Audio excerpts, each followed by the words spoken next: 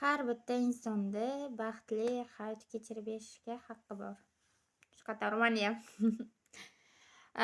Inson qanchalik ko'p qiyinchilik ko'rsa va qancha ko'p qiynalsa,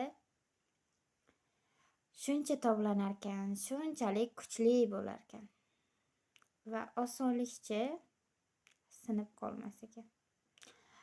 Ijtimoiy tarmoqlarga keladigan bo'lsak, bu qarorga o'zim keldim, birov meni majburlamadi. Butkul men o'zim shu qarorga keldim. Butkul ijtimoiy tarmoqlardan ketish qaroriga. Men o'zim xohlagan narsani tanlaganligim uchun ijtimoiy tarmoqlardan ketyapman butkul. Bundan keyin men hech qanaqa video qo'ymayman. Xohlasanglar oxirgi postimni ko'rib turishingiz mumkin. Bundan keyin hech qanaqa video qo'ymayman. Va butkul ketaman. Shunaqa gaplar.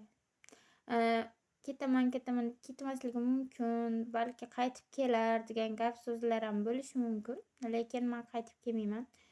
Instagramdan ketaman dedimmi, ketdimmi?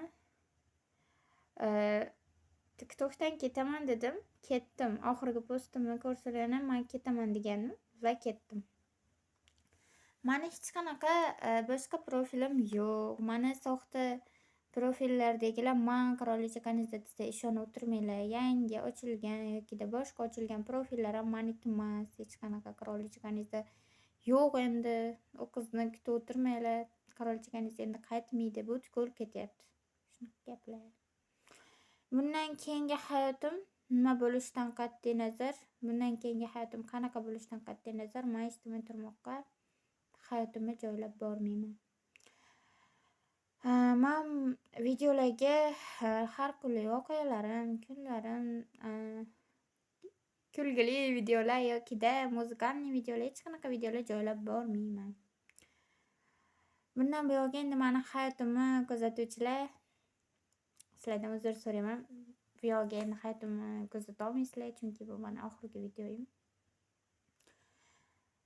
Bundan buyog'i men hayotimni qo'yib bormayman, hech narsa qo'yib bormayman va butkul ijtimoiy tarmoqdan ketaman. Telefonim ishlatmayman deyman. Hazil, telefon ishlataman. Biroz tak men o'zim baxtli yashashni xohladim va baxtli bo'lishni istayman. Shuning uchun baxtli hayotni tanladim. Shuning uchun ijtimoiy tarmoqdan ketmoqchiman. Nima deb o'ylaysizlar? Ijtimoiy tarmoqdan ketgan odam baxtli hayot kechira oladimi yoki uni kommentariyada fikrlaringizni yozib qoldiringlar, kutaman.